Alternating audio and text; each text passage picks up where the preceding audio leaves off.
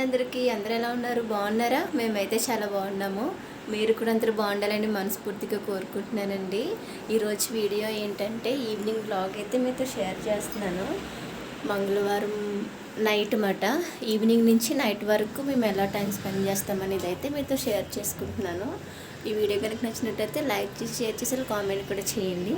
నా ఛానల్ కొత్తగా చూస్తున్న వాళ్ళు ఎవరైనా ఉంటే సబ్స్క్రైబ్ చేసుకోండి. ఓకేనా? ఇప్పుడైతే ఈవినింగ్ లేచిన తర్వాత కాఫీ కలుపుకున్నానండి. కాఫీ తాగుదామని. పాప అయితే ఇంకా పడుకుంది, ఇంకా లేగలేదు. అలా మెట్ల మీద కూర్చొని కాఫీ తాగుతుంటే బాగుంటుంది కదా.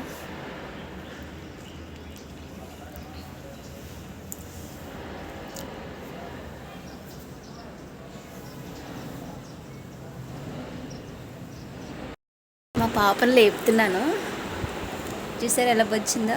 రీతు, అమ్మా రీతు పాప లేగవా అమ్ముడు, రీతు లే తల్లి, పాలు తాదుగాని లేగమ్మా.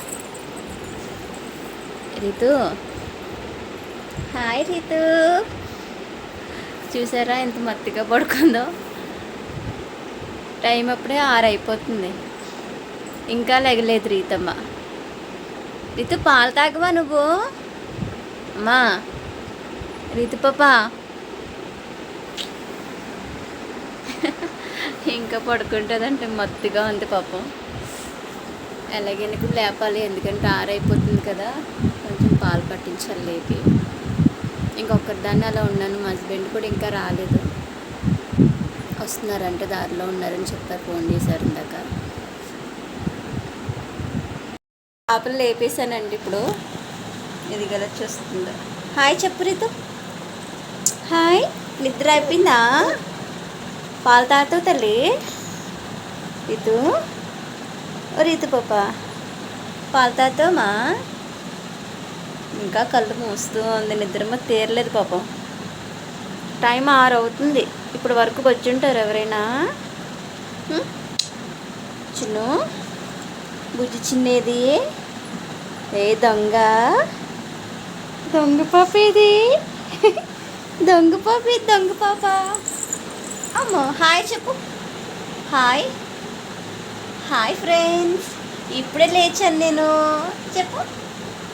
అబ్బో హాయ్, నిద్ర మొత్తం కూడా హాయ్ చెప్తున్నావమ్మా నువ్వు. అమ్మో దెబ్బలు పడతాయా వాళ్ళకి?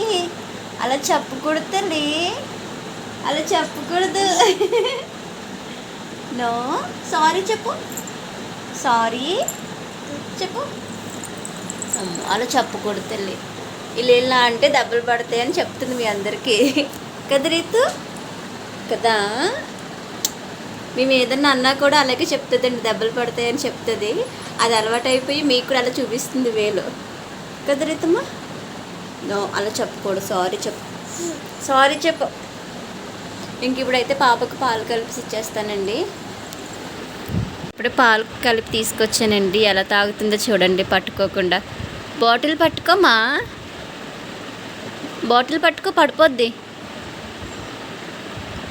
పట్టుకో తల్లి, పట్టుకోవా.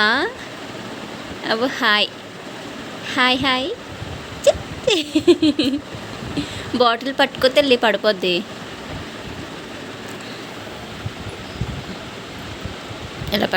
ఎలా పట్టుకోవాలి.